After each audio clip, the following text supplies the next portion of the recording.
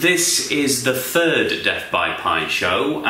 What Death by Pie do is we do genre spoofs. Really ridiculous, stupid genre spoofs. Our first one, which we did in the first Manchester Fringe we did, was 2015.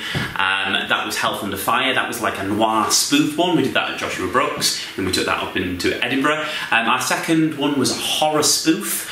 We did that in 2016, right here in the King's Arms. And our final one of our trilogy, I guess, is a Western spoof. And we're doing this in a pop-up saloon in 53-2's car park. So it will be a full sort of marquee in the car park. So you will walk in, there will be a bar, there will be actors running the bar, and it's going to be a root-tooting good time. And it's a spoof, so there's songs in it, lots of slapstick comedy, references to some of your favourite westerns as well. So my career started back in the series 1 of Benidorm. I was an original cast member, and I was in Benidorm for 3 years. It's actually just come to an end now, so we're going after this over to Radio 5 Live to do an interview about that. So, but yeah, I got 3 fantastic years out of the show.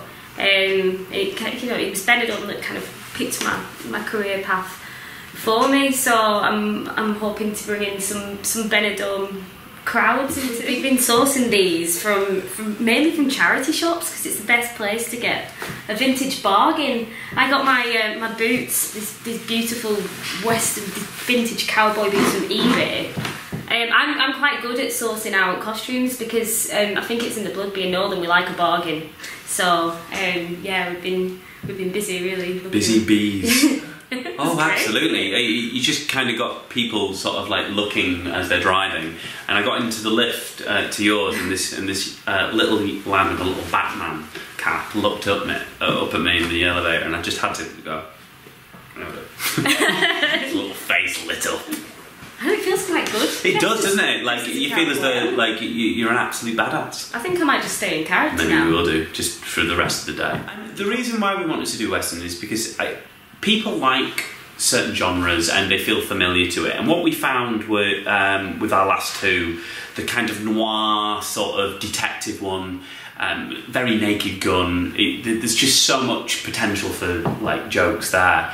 And then with the horror one, we did like a haunted house, and it kind of felt that the next logical step was to go to Westerns. And also, we were watching Westworld at the time, a lot of us, and we were just a bit like, I really want to be a cowboy.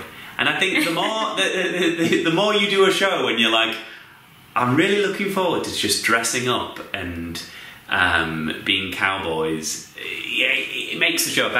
And also, because the last show we added music in for the first time, and a lot of people were saying when they were leaving, you need to do a Western so you can do country and Western songs. So that's why I felt, well, this is the perfect place for me to write, because I am a guitarist. It's easier to write for an instrument which you play mostly, so that's one of the reasons why I delved into the country and Western realm. And then you met me, and I happened to play the ukulele, so... And then we're all good, yeah. Our 4 other wonderful actors, and we will have a live pianist in the tent with us. So all the music's written by Nathan, yes, as well. Talented chap. I used to be in like a ska band many moons ago, which is quite far away from the whole country and Western world. And when we first decided to do sort of like Westernized, I was like, well, I need to start actually researching it, because it's not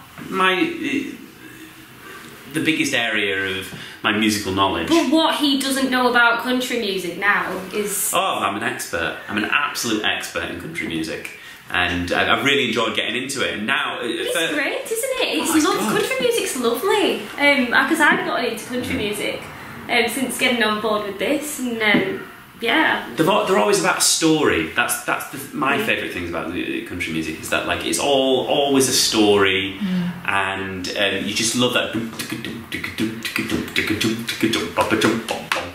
Oh, it's great, and once it gets into your blood, that's all you want to do. I mean, I'm a big fan of Deadwood, which was a HBO series about 15 years ago, and it's brilliant. It's very much before its time, before this whole box set world. My personal favourite Western is a movie called The Unforgiven, which is a Clint Eastwood one, which he directed. It's got Morgan Freeman and Gene Hackman.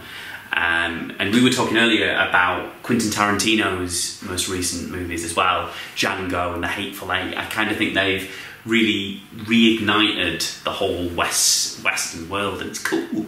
It's current. It's current, and like Westworld, when that came out the other year, like it's brought it to attention again. So why not do a Western when it's cool again, eh? So it's going to be a big marquee. It's going to have a bar. So yeah, we'll be serving, the actors will be serving drinks as people walk in. You said as well, if you come dressed as a cowboy. Oh yeah, you're going to get something. We're going to reward the people who come in dressed up, because that's what we want. We want people to come in and to feel like they're part of it, like we're all in the bar together. Yeah, big believer in slapstick fight scenes. So it's very cartoonish, sort of ding bang bong wallop, that sort of stuff. Cowbells. So many cowbells. I met Hannah directing her in Dick Whittington, which was at Christmas just gone. Yeah. So yeah, Nathan was my director in pantomime. A great, wacky, wonderful director at that. And a dame as well. I'm a dame director.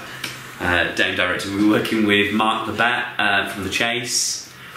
Jimmy Cricket, you know, local legend, that is Jimmy Cricket. So we worked together doing the panto over Christmas, and I was saying like, oh, I'm doing this show, I think it'd be absolutely perfect for you to be a cowgirl. Mm-hmm. So my brother is also doing a show. His show is called Wendy to the Waterfall. It's here at the King's Arms, the 27th to the 29th of July.